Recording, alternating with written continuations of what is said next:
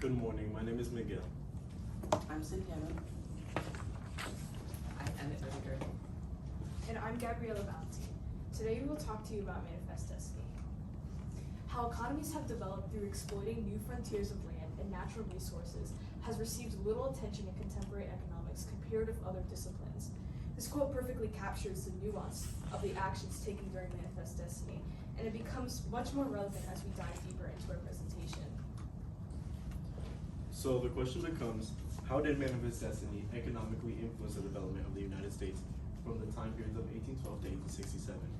Well, the clear answer is that Manifest Destiny was economically influenced positively by the expansion of land, the building of railroads, and the rapid growth of the gold rush. To provide context, we first need to talk about the 11th President of the United States, James K. Polk. It is this man who is mostly credited with beginning the ideology of Manifest Destiny, thanks to his influence during his presidential term. The popular perception of the former president was that he was a singularly effective president who accomplished all of his goals in a single term. The goals in question being the implementation of Manifest Destiny and the continuation of it with the intent of furthering the economic prospects of the United States.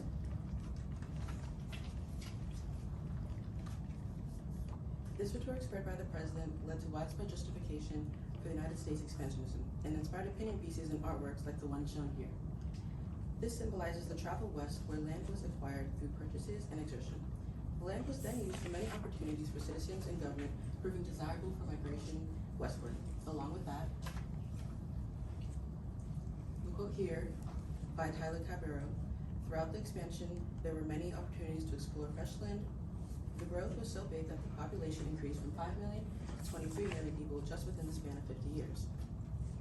The quote presented here highlights the extreme growth in population in such small amount of time due to many opportunities the westward expansion brought, like the gold rush, farming, mining, and railroads.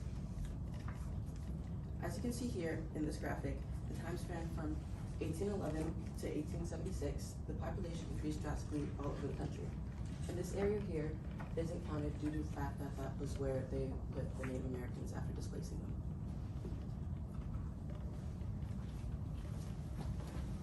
According to ushistory.org, the desire for lands brought more aspiring homesteaders to the frontier, and gold was discovered in California in 1848. The number of migrants increased even more. This is relevant because gold found in the West was a vital ingredient in strengthening the economy. Gold in the West encouraged migration, which in turn created a higher population. A growing population leads to more jobs and the production of more goods. In this graph of California, you can see between 1848 and 1850, the population skyrocketed. Coincidentally, 1848 was around the same time gold was discovered in California.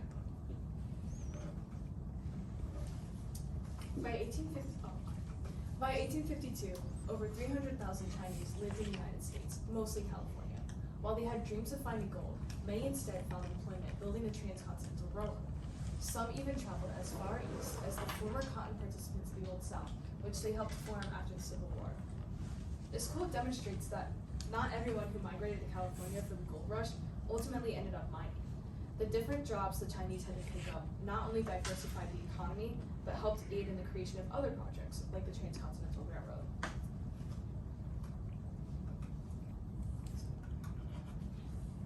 In this map of the Transcontinental Railroad, you can see that the train's route passes through Nebraska, Wyoming, Utah, Nevada, and California. This made for an extremely long but convenient route for homesteaders that connected half the country. As it relates to the previous quote, we can now see that the labor provided by the Chinese and other laborers was extremely valuable to the creation of this railroad. Manifest Destiny had numerous offsets that assisted the economy of the U.S. James K. Polk's influence, the acquisition of land, findings of gold, and the creation of the railroads all tied into this, resulting in many outcomes for different factors like the erasure of Native Americans by displacing them for their land, taking vital materials and genocide of their people.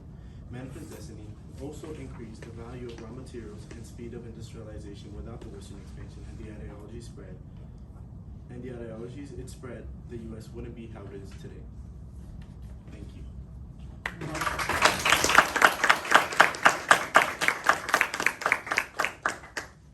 Let's go together so I can ask you questions.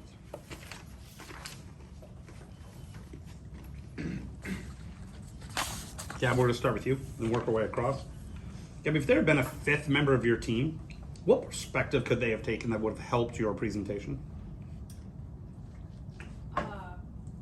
Probably one more focused on the Native perspective. I mean, we had ethics, cultural, environmental, and political, but it might have been interesting to see a more indigenous perspective too, and dive deeper into that. All right. Santana, describe an argument from one of your peers' reports, that's the IRR that you wrote, that makes you think differently about the conclusion you felt. Oh, I'm sorry, your team's conclusion, I'm sorry.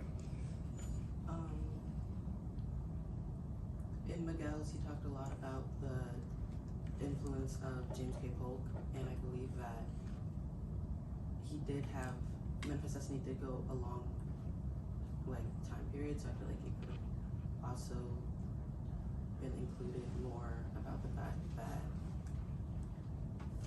it was more, we could talk more about the government influence, I feel like. We talk more about the influence of land and the acquisition of it. Okay. Miguel, or Pikachu. What's a way in which your team's resolution makes you think differently about the research you conducted? Well, I mostly conducted research on the political influence and how it positively impacted. Some of what we talked about, like the Native Americans, it didn't really tie into what the positive impacts of the political influence that I was talking about, because what happened to the Native Americans during Memphis Destiny was mostly negative, and so I didn't talk mostly about that. Okay.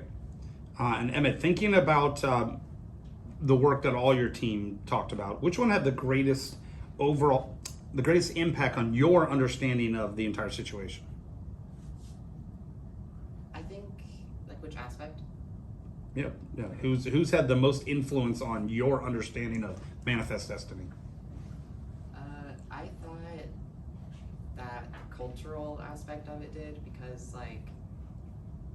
Manifest Destiny is mainly stealing their land and moving westward, so that was the biggest thing.